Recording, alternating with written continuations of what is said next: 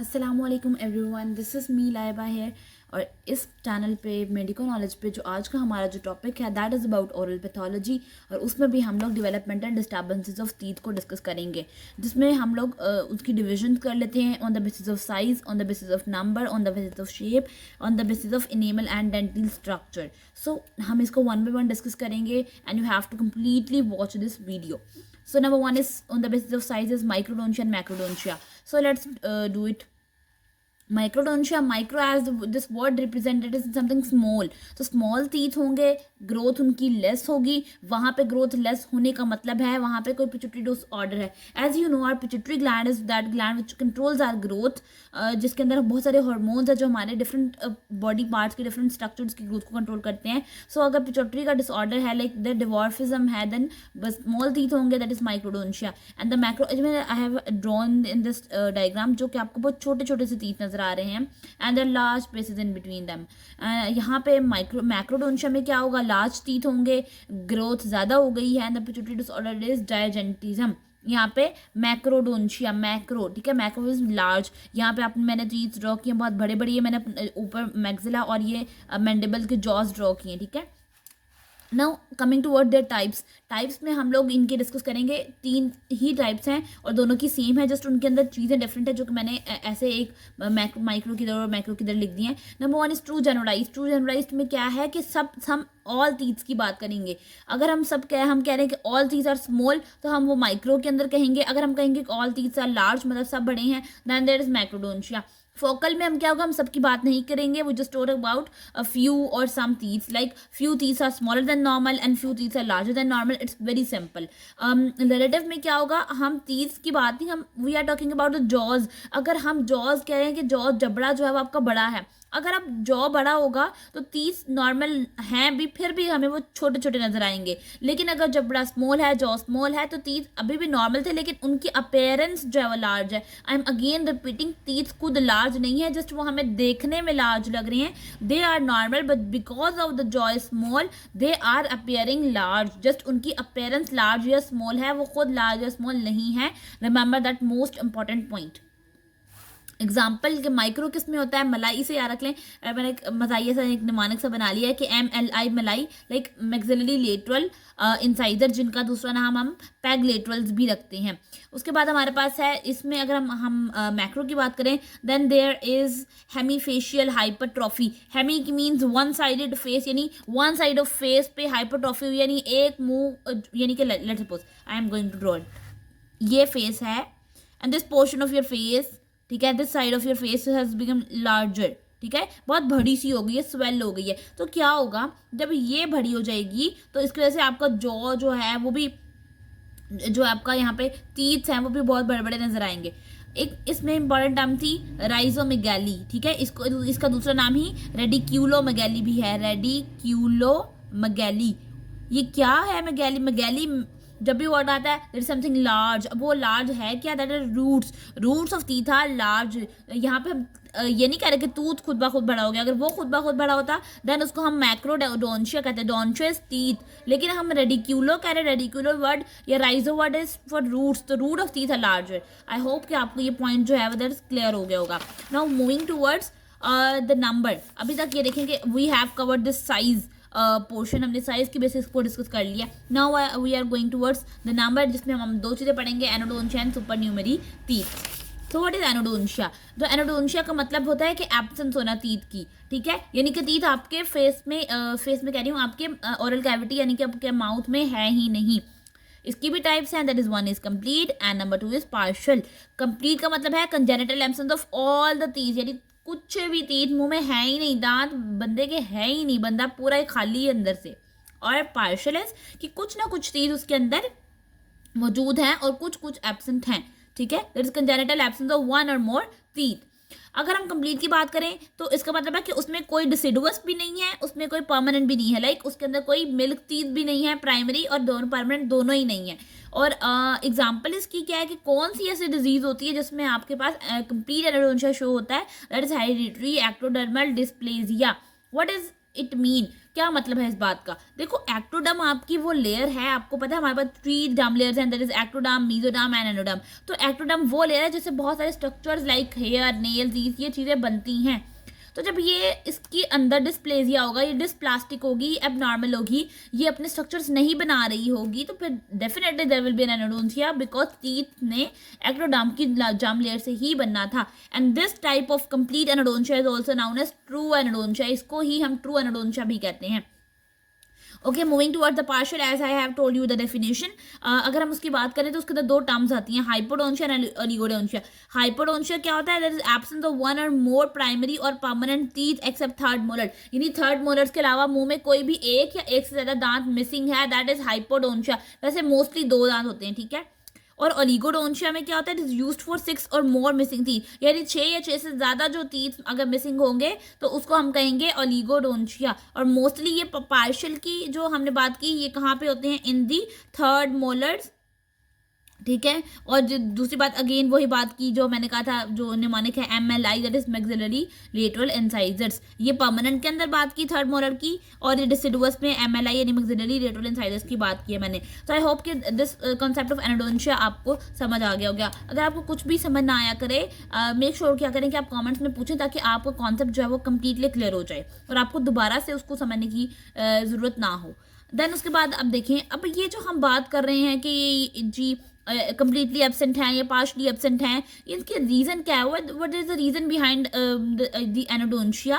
That is number 1 is exposure to radiation. मतलब अगर आपका पेशेंट या आप खुद लेट सपोज हो गए हैं किसी रेडिएशन से एक्सपोज, आपकी कोई यूवी ऐसे लाइट आपको फेस पे पड़ी है, तो वहाँ पे क्या होगा? Failure of tooth to develop, आपका टूथ डेवलप नहीं हो पाएगा, ठीक है। और टूथ डेवलप नहीं होगा तो डेफिनेटली एनोडोन्शिया हो जाएगा। फेलियर ऑफ टूथ जम टू फॉर्म, मैंने अगेन बात की कि हमारी जम लेयर्स होती हैं जो हमारे स्ट्रक्चर्स बनाती हैं, अगर टूथ की जम लेयर ही नहीं बनेगी तो टूथ कैसे बनेगा, ठीक है। तो ये रीज़न थी एनोडोन्शिया की। अब कंजेनिटली बात करें अगर हम, तो 35% जो हमारे पास कंजेनिटली एब्सेंट होते हैं वो थर्ड मोलर्स होते हैं। अब इसी एनोडोन्शिया के अंदर 1-2 टर्म्स फर्दर हैं जो मैं आपको बता देती हूँ, that is pseudoanodontia and false एनोडोन्शिया।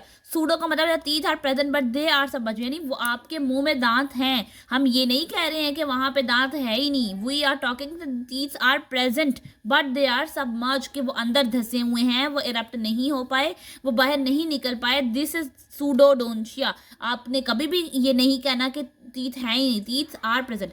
False anodontia क्या होता है? That is tooth lost due to extraction, यानी आपका दांत मुंह में था लेकिन वो गिर गया, ये टूट गया, ये ऐसा कुछ हुआ एक्सीडेंट में, ट्रॉमा में, तो इसका मतलब है कि फॉल्स एनोडोन्शिया, मतलब वो जेनेटिकली ये नहीं था कि आपके मुंह में कोई दांत था नहीं, वो एक्सट्रैक्शन की वजह से लॉस हो गया, that is false anodontia. So this is all about the anodontia. Moving towards the supernumerary teeth which super का मतलब देखो, कभी कभी हमें एक सुपर ऑफर्स मिलती हैं तो मतलब कुछ एक्स्ट्रा मिलता है हमें, ठीक है। ये इसके साथ ये फ्री, जैसे वो अगर मैं आपको बताऊं, जैसे हमें ऑफर आती थी कि 2 पिज़्ज़ाज के साथ 1 पिज़्ज़ाज फ्री, तो something extra, that is something super. इसी तरह यहाँ पर सुपर न्यूमरी टीथ में teeth in the excess of normal number, ठीक है। लाइक मैक्सिला के अंदर 90% ऐसा होता है एज कम्पेयर टू मैंडिबल, ठीक है, यानी मैंडिबल में जस्ट 10% सुपर न्यूमरी टीथ आपको मिलेंगे, परमानेंट जो है वो ज़्यादा होंगे एज कम्पेयर टू डिसिडुअस। उसी के अंदर कुछ टर्म्स हैं, वन बाय वन उसको डिस्कस करते हैं। Number 1 is मीजियोडेंस। मीजियोडेंस क्या है? ये मैंने कुछ डायग्राम ड्रॉ की है, बस हम पहले इसको रीड करेंगे, देन इसको डायग्राम की बात करते हैं। A supernumerary teeth located between maxillary central incisors, that is conical in shape, that is miniature and that is rudimentary. ये टर्म्स याद रखनी है। अब इसका मतलब है कि आपके सामने वाले 2 दांत विच आर सेंट्रल इंसाइजर्स, ये 2 सेंट्रल इंसाइजर्स के दरमियान एक छोटा सा कॉनिकल शेप, मिनिएचर यानी छोटा शेप, उसकी कॉन शेप्ड है, उसकी वीक है, वीक के लिए हम वर्ड यूज करते हैं रूडिमेंट्री। वो दांत जो आपके 2 सामने यानी कि सेंट्रल इंसाइजर्स के दरमियान आ जाए, दैट इज मीजियोडेंस। उसके बाद है पैरामोलर। पैरामोलर इज 4th मोलर।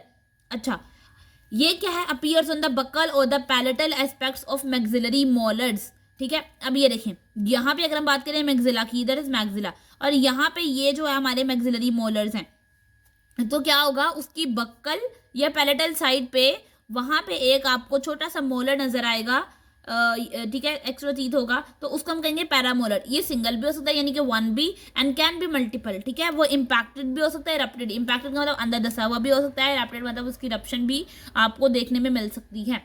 तो वो सिंड्रोम जो कि सुपरन्यूमरी टीथ के साथ एसोसिएटेड हैं कि क्या बीमारियां हैं जो कि जिनके अंदर हमें सुपरन्यूमरी टीथ देखने को मिलेंगे, that will be cleidocranial dysplasia and that is Gardner syndrome. Just इनके आपने नेम्स रिमेंबर करने हैं, डोंट गो इनटू डिटेल। एक बात मैं कहूँ कि जो चीज़ आपके काम की नहीं है प्लीज़ उसके अंदर ना जाया करें, आपकी फर्दर कन्फ्यूजन जो है वो ज़्यादा होती है। लेकिन हाँ, कभी ऐसा होता है कि आपको डिटेल देखनी पड़ती है कॉन्सेप्ट को समझने के लिए, बट मेरे ख्याल में यहाँ पे कॉन्सेप्ट की कोई ज़रूरत नहीं है। जस्ट आपको सुपरन्यूमरी टीथ का पता होना चाहिए और उसकी एग्जाम्पल्स पता होनी चाहिए कि हाँ किस सिंड्रोम के अंदर ये टीथ आपको मिलने को देखने को मिलेंगे। That's it about it. Distal molar, tooth distal to molar, easily, बहुत इजी, डिस्टो से ही आपको डिस्टल याद हो रहा है, distal to molar. Moving forward, अगर हम अच्छा एक चीज़ मैं आपको यहाँ बता दूँ अब हमने नंबर की बेस पे भी कवर कर लिया, ठीक है। अभी हम शेप की बात करने से पहले ना दो चीज़ें हैं आई थिंक बहुत इंपॉर्टेंट है आप लोगों को बताना उस बारे में, तो मैं आपको ज़रूर गाइड करूँगी उसके बारे में। हालांकि मैंने वो इन द चार्ट फ्लो जो मैंने बनाया है उसमें मैंने ये मेंशन नहीं किया, बट मैं आपको यहाँ पे ज़रूर बताऊँगी बिकॉज वो कभी कभी उसके बारे में पूछ लिया जाता है। दैट इज़ प्रीमैच्योर इरप्शन, ठीक है। अब क्या होती है, erupted deciduous teeth present at birth are termed as natal teeth, यानी जब आपकी बर्थ होती है तो आपके अंदर जो डिसिडुअस टीथ हैं, ठीक है, at the time of birth वो नेटल टीथ हो जाएंगे। लेकिन डिसिडुअस टीथ जो कि फर्स्ट 30 डेज ऑफ लाइफ में आपको नजर आएंगे, that is neonatal after the birth, ठीक है, वो आपको 30 डेज के बाद मिल रहे हैं, दैट इज नियोनेटल, ठीक है। उन्होंने कहा डिसिडुअस मैंडिबुलर सेंटर, और ज़्यादातर प्रीमैच्योर इरप्शन किस में आपको देखने को मिलेगी, that is deciduous mandibular central incisor. अब प्रीमैच्योर का मतलब है कि वो अपने टाइम से पहले हो गई है, ठीक है, इरप्ट हो गए, बाहर आ गए। देखो नॉर्मली ऐसा नहीं होता कि आपके टीथ इतनी जल्दी इरप्ट होते हैं, बच्चा जब 6 महीने का इस तरह होता है तो हमें छोटा छोटा सा उसका दांत नजर आता है। तो प्रीमैच्योर इरप्शन का मतलब है कि एक एज एक स्पेसिफिक टाइम से पहले ही आपका दांत आ गया है। और मोस्टली कब होता है, डिसिडुअस यानी मिल्क टीथ में ही ऐसा होता है, मैंडिबुलर सेंट्रल इंसाइजर, नीचे वाला एक दांत बच्चे का आना शुरू हो जाता है। Premature eruption of permanent teeth is due to premature loss of preceding deciduous teeth. इस बात का मतलब है कि आपका देखो आपके मुंह में एक पहले से एक, ये देखिए अगर मैं ये कहूँ ये अपर जाए और ये लोअर जाए, यहाँ पे एक डिसिडुअस टीथ आया हुआ था, लेकिन जब ये डिसिडुअस टीथ टूट जाएगा यानी कि पहले प्रीमैच्योरली इरप्ट हुआ, ठीक है, और जब इसका लॉस हुआ ये निकल गया तो वहाँ पे फिर हमारे पास प्रीमैच्योर दूसरा परमानेंट टीथ आ जाएगा, ठीक है। समझ गए होंगे आई थिंक अब बात को। ये कौन से डिजीज में होता है, दैट इज हाइपरथायरॉइडिज्म। जब आपका थायराइड ग्लैंड है वो वर्क करता है, फंक्शनिंग करता है, थायराइड हार्मोन प्रोड्यूस करता है, जब वो एक स्पेसिफिक क्वांटिटी से ज़्यादा हार्मोन प्रोड्यूस करने लग जाएगा, that will be as hyperthyroidism. और हाइपरथायरॉइडिज्म में प्रीमैच्योर इरप्शन हो जाती है टीथ की। अब बात कर लेते हैं डिलेड इरप्शन की, कि एक टाइम के बाद यानी एक स्पेसिफिक टाइम था लेकिन उसके बाद वो जो है आपका टीथ इरप्ट हो रहा है। It refers to the first appearance of deciduous teeth relative to the normal range, यानी कि आफ्टर डिसिडुअस टीथ जो है वो एक खास टाइम के बाद आ रहा है, स्पेसिफिक टाइम था लेकिन उस वक्त तक वो नहीं आया। Local factors such as gingival fibromatosis in which dense fibrous connective tissue impede tooth eruption result in delayed eruption of deciduous dentin. उफ, देखो आपको लग रहा होगा मैंने इतनी लंबी लाइनें बोल दी हैं, तो आप परेशान ना हुआ करें, जस्ट उसको अभी आप सुने, बहुत इजी बात। देखो यहाँ पे लेट सपोज मैं अगर आपका ये अगेन ओरल कैविटी, अब क्या हुआ यहाँ पे अगर आपका जिंजाइवा पोर्शन, अगर लेट सपोज मैं कहूँ ये जिंजाइवा गम्स टाइप है आपके यहाँ पे जिंजाइवा पोर्शन, यहाँ पे आपका फाइब्रस टिश्यू प्रेजेंट होता है, FT फाइब्रस टिश्यू, ठीक है। अब उस फाइब्रोमेटोसिस हो गई है जब वहाँ पे, यानी कि उसका मतलब है कि वहाँ पे बहुत थिक लेयर है, जिससे ये मैं ड्रॉ करी हूँ, बहुत थिक लेयर है, पीछे टूथ था, ठीक है। अब इस थिक लेयर ने उसको ब्लॉक कर दिया, बैरियर बन गया वो इसका। जब उसने इसको बाहर नहीं आने दिया तो इसका मतलब है वो अपने टाइम पे बाहर नहीं निकल पाया, तो डिलेड इरप्शन होगी। That was a simple point, बहुत इजी बात थी कि फाइब्रस टिश्यू के थिक होने की वजह से वो टीथ बाहर नहीं आ पाया, इरप्ट नहीं हो पाया, that will be delayed eruption. There is premature eruption and delayed eruption. I think आपको बताना बहुत ज़रूरी था ये मुझे। अच्छा, उसके बाद हम बात कर लेते हैं इम्पैक्टेड टीथ की। Teeth with eruption that is embedded by a physical barrier. अच्छा, यहाँ पे इसको और उसको कंफ्यूज नहीं करना, यहाँ पे फाइब्रस टिश्यू की वजह से वो बाहर नहीं आ पा रहा था, यहाँ पे एक स्पेसिफिक बैरियर होगा। वो बैरियर्स क्या होंगे, वो फिजिकल बैरियर्स जैसे डेंटल क्राउडिंग, बहुत ज़्यादा मुंह में अगर दांत हैं, सुपर न्यूमरी टीथ, बहुत सारे एक्स्ट्रा दांत हैं, ओडोंटोजेनिक सिस्ट ट्यूमर्स बने हुए हैं, कोई ओडोंटोजेनिक ट्यूमर्स, तो ये खास बैरियर्स है।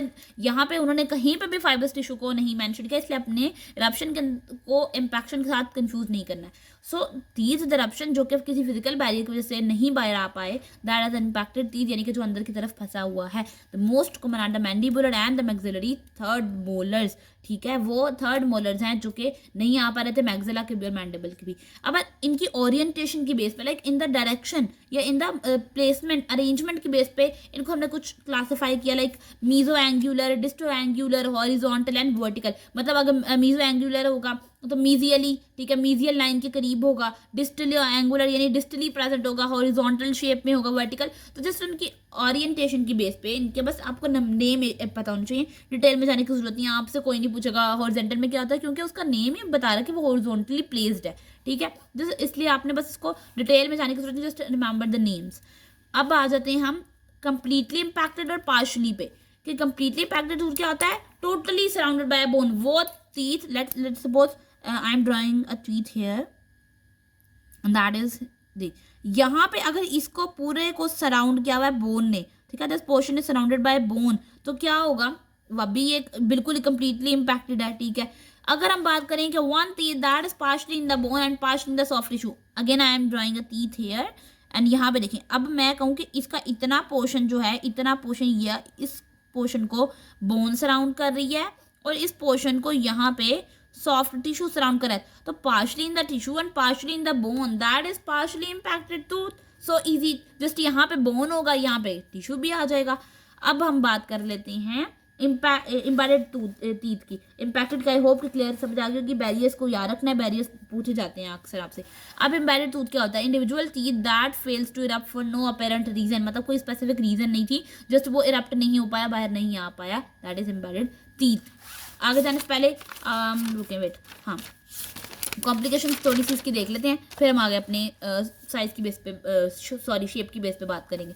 कॉम्प्लिकेशंस में क्या है, अब ये जो हमने कहा कि इम्पैक्टेड टूथ हो रहा है, यानी जो अंदर फंसा हुआ टूथ है, उसकी वजह से क्या होगा, वो अंदर ही अंदर रूट को रिजॉल्व कराना शुरू कर देगा, वो पेन करेगा, वो इन्फेक्शन कोज कर देगा, वो वहाँ पे डेंटिजुअस सिस्ट बनाना शुरू कर देगा, यानी ये चीज़ें उस इम्पैक्टेड टूथ की वजह से हो सकती हैं। तो ये जो एक्स्ट्रा चीज़ें मैंने बता दी हैं आपको, प्रीमेच्योर इरप्शन, डिलेड इरप्शन, फिर इम्पैक्टेड टूथ में कंप्लीटली क्या है, पार्शली क्या है, बैरियर्स क्या हैं और कॉम्प्लिकेशंस क्या हैं। अब ये देखो, यहाँ पे मैंने इसको नहीं लिखा था, बट मैंने आपको वो बताना था क्योंकि वो आस्क्ड यानी कि पूछा जाता है। अब शेप की बेस पे बात करते हैं, 9 टर्म्स है, 1 by 1 डिस्कस करेंगे। Gemination, fusion, concrescence, dilaceration, taurodontism, dens invaginatus, dens evaginatus, talon's cusp, enamel pearl, ठीक है। तो 1 by 1 we are going to discuss, और परेशान बिल्कुल नहीं होना है, बिकॉज मैं आपको जिस तरह समझाती हूँ, मेरी कोशिश यही होती है कि बहुत आसान अल्फाज में बहुत सिंपल चीज़ों को लेके चला जाए और हर चीज़ यहाँ पे आपको प्रोवाइड कर दी जाए ताकि आपको फर्दर किसी स्टडी की ज़रूरत ना हो। So number 1 is dilaceration, a sharp bend और angulation involving the root of the tooth. अब आप देख रहे हैं कि I have drawn a tooth here, जिसकी रूट कितनी टेढ़ी मेढ़ी है, ठीक है, there is a bend in that tooth. तो मैंने यही लिखा कि जब आपकी रूट टूथ की बेंड हो जाती है उसको हम कहते हैं डायलैसिलेशन। अब वजह क्या हुआ, ऐसा क्यों हुआ, नॉर्मल टूथ था बट उसकी रूट क्यों बेंड हो गई, ट्रोमा और injury to the primary teeth, primary teeth को इंजरी हो गई, root forming during a curved और टॉर्चर पाथ। अब देखो पाथ जो था, जब रूट बन रही थी ना, तो उसका पाथ थोड़ा सा खराब था, बट उसने उस पाथ को वो सही नहीं कर सकी, तो उसने उसी डायरेक्शन में ग्रो करना शुरू कर दिया। और एक और इसके बारे में कॉन्सेप्ट ये भी दिया जाता है कि लेट्स सपोज मैं आपको टूथ ड्रॉ करके बता देती हूँ। ये देखें, ये अगर मैं एक टूथ ड्रॉ कर रही हूँ, ये इसकी वो है, और यहाँ पे इसके इस तरह से ये पड़ा हुआ था। अब क्या हुआ कि यहाँ पे जब इस टूथ ने इसके ऊपर फोर्स लगाई तो ये रूट जो थी ना इसकी, वो यहाँ पे कर्व्ड होना शुरू हो गई, ठीक है। तो that will be also the reason कि जब आपका एक रूट दूसरे के ऊपर फोर्स लगाता है तो वो उसकी कर्विंग हो जाती है रूट की, ठीक है। दैट वाज डायलैसिलेशन के बेंडिंग और the curved shape of the root. Okay, moving forward, that is fusion, a developmental dental anomaly characterized by an abnormal shaped tooth, यानी abnormal shape है, normal shape नहीं, that may exhibit an unusual wide crown, normal crown नहीं है, wide है, बड़ा है crown, and a normal crown with an additional root, या अगर crown normal है भी तो लेकिन उसकी root एक extra root है, उसके अंदर एक additional root present है, और other combination that result from the union of two adjacent tooth, जिसमें दो दूध मिल गए। अभी देखो फ्यूजन का मतलब ही क्या होता है, मिलना दो चीज़ों का। तो वो टूथ क्या होगा, एबनॉर्मल। मेन पॉइंट बात ये रखने वाला इतने लंबे छोटे में कि टूथ की शेप एबनॉर्मल है, उसका क्राउन वाइड है, उसके अंदर एक एडिशनल रूट आ चुकी है और दो टूथ आपस में मिल चुके हैं। That was all, that simple चीज जो थी मैंने आपको बतानी थी। अगर आपको इतनी लंबी डेफिनेशन याद नहीं होती तो आप ये लिख लो, fusion is defined as union of two normally separate tooth. दो जम्स थी, मिली, एक टूथ हो गया। अब हो सकता है कि अब एक चीज मैं आपको बताऊं, जब दो टूथ आपस में मिल जाएंगे ना तो हम उनको 1 काउंट करेंगे। अगर जब हम उसको 1 काउंट करेंगे इसका मतलब जब हम अपने टोटल टूथ की बात करेंगे उनमें से फिर हमें एक कम करना पड़ेगा। लेट्स सपोज हम कहते हैं हमारे नॉर्मल टूथ जो होते हैं दैट आर 32, लेकिन फ्यूजन हुई, अगर दो टूथ की दो मिल गए तो वो एक बन गए। इसका मतलब हम नॉर्मल 31 जो नॉर्मल 32 था उससे एक कम हो गया, 31 हो गया, तो 1 लेस देन द नॉर्मल। ठीक है, और होता किसमें, एंटीरियरली मैक्सिलरी टीथ में ज्यादातर ये होता है, यानी फ्यूजन का प्रोसेस। अब ये कैल्सिफिकेशन से पहले भी हो सकता है और कैल्सिफिकेशन के बाद में। बिफोर का मतलब है fusion will involve all the component. अगर कैल्सिफिकेशन से पहले हुआ तो जितने भी पार्ट्स हैं, इनेमल, डेंटिन, सीमेंटम पल्प, सबको अपने अंदर इन्वॉल्व करेगा। बट अगर कैल्सिफिकेशन के बाद होता है तो just it will involve root, सिर्फ रूट के ऊपर अटैक होगा, बाकी कोई पार्ट इसका फ्यूजन में इन्वॉल्व नहीं होगा। ये मैंने आपको दिखाया कि यहाँ पे टूथ जिसने दो टूथ थे आपस में मिले और दो सेपरेट जो है वो रूट्स केनाल्स हो गई। ठीक है, नहीं तो देखे ना, अगर नॉर्मल की बात करूं तो नॉर्मल टूथ जो होता है, ये मैं अगर ड्रॉ करूं ऐसे, ठीक है, ये एक है, लेकिन दो मिल गए तो दो रूट केनाल्स हो गई, क्राउन वाइड हो गया, ठीक है, और यहाँ पे एडिशनल रूट हो गई। This was all about fusion. अब हम बात कर लेते हैं जर्मिनेशन की, डेवलपमेंटल, क्योंकि हम डेवलपमेंटल पढ़े तो बार बार ये वो कहेंगे कि developmental dental anomaly characterized by single rooted tooth. That was the main point जो कि डिफरेंशिएट करेगा जर्मिनेशन को और फ्यूजन को। तो सिंगल, उसमें हमने कहा दो रूट्स हो जाती है, 1 2, ये देखें 1 रूट 2 रूट, लेकिन यहाँ पे जस्ट सिंगल रूटेड टूथ होगा जिसके अंदर वाइड जो है या पार्टली डिवाइडेड क्राउन होगा, लेकिन क्राउन जो है वो 2 सेपरेट क्राउन, उसमें हमने क्राउन एक ही का, इसमें 2 सेपरेट क्राउन्स हैं जो क्या बताएंगे, जिसमें 2 represent the result of an incompletely divided tooth germ, जिसमें टूथ जम जो है वो दैट इज इनकम्प्लीटली डिवाइडेड। अब वो इनकम्प्लीटली डिवाइडेड है तो उसकी वजह से क्या हो रहा है, उसके इनकम्प्लीटली डिवाइड होने की वजह से, तो उसके इनकम्प्लीटली डिवाइड होने की वजह से वहाँ पे ट्विनिंग हो जाती है। अब ट्विनिंग से क्या होता है हमारे पास कि नॉर्मल टूथ काउंट जो है वो हमारा वो तो रहेगा, जस्ट उसकी रूट ये देखें ज्वाइन हो गई, जब जिसमें क्या होगा दैट इज सिंगल रूट हो जाएगी। ठीक है, gemination is characterised by partial division और twinning of a single tooth germ resulting in tooth that exhibit 2 separate और partially separated crowns and single root. इतनी कोई टेंशन वाली बात नहीं, इतना लंबा कोई टेंशन। देखो बात जस्ट ये याद रखनी है, ट्विनिंग हो रही है, ठीक है, जिस ट्विनिंग की वजह से एक जाम बन रही है यानी एक रूट बन रही है सिंगल, ठीक है, ये बात दो बातें हो गई। अब जो हमने बात की कि उसमें क्राउन जो है वो सेपरेट भी हो सकता है, ठीक है, दो सेपरेट क्राउन्स भी बन सकते हैं या पार्टली सेपरेटेड क्राउन्स भी हो सकते हैं। 3-4 बातें यहाँ रखने वाली हैं, twinning, single root, separate crowns और पार्टली सेपरेटेड क्राउन्स। जस्ट ये 3 बातें थी जो कि आपको बस बता देंगी कि यहाँ पे यहाँ आपको जर्मिनेशन नजर आ रही है। ठीक है, अब बाकी जो इसका पार्ट है ना वो हम लोग नेक्स्ट वीडियो में डिस्कस करते हैं। अब हमारा आगे क्या रह गया हम जस्ट ये देख लेते हैं। अभी तक हम लोगों ने माइक्रो पढ़ लिया, एनोडोन्शिया सुपरन्यूमरी पढ़ लिया, जर्मिनेशन और फ्यूजन हो गया हमारा। अब बाकी ये जो पार्ट्स हैं, और दूसरी चीज़ मैंने आपको इसमें एक और चीज़ भी बता दी है, मैंने मेंशन नहीं किया था, बस मैं आपको वो बता चुकी हूँ। Premature eruption, delayed eruption, impacted tooth, ये भी हम लोगों ने किए, मैं यहाँ पर भी कर ले बता दूंगी बाद में एंड पे भी लास्ट पे। तो अब हम नेक्स्ट वीडियो में बाकी डिस्कस करेंगे, कॉरेसेंस से स्टार्ट करेंगे और हम अपना इनेमल डेंटिन के स्ट्रक्चर तक सारा कंप्लीट कर देंगे नेक्स्ट वीडियो में। सो मेक श्योर करना है कि उस वीडियो को भी कंप्लीटली देखें ताकि आपका ये चैप्टर जो है वो कंप्लीटली थॉरली प्रिपेयर हो जाए। So thank you so much guys for watching this video, and if you like the video then must subscribe my channel. Thank you so much.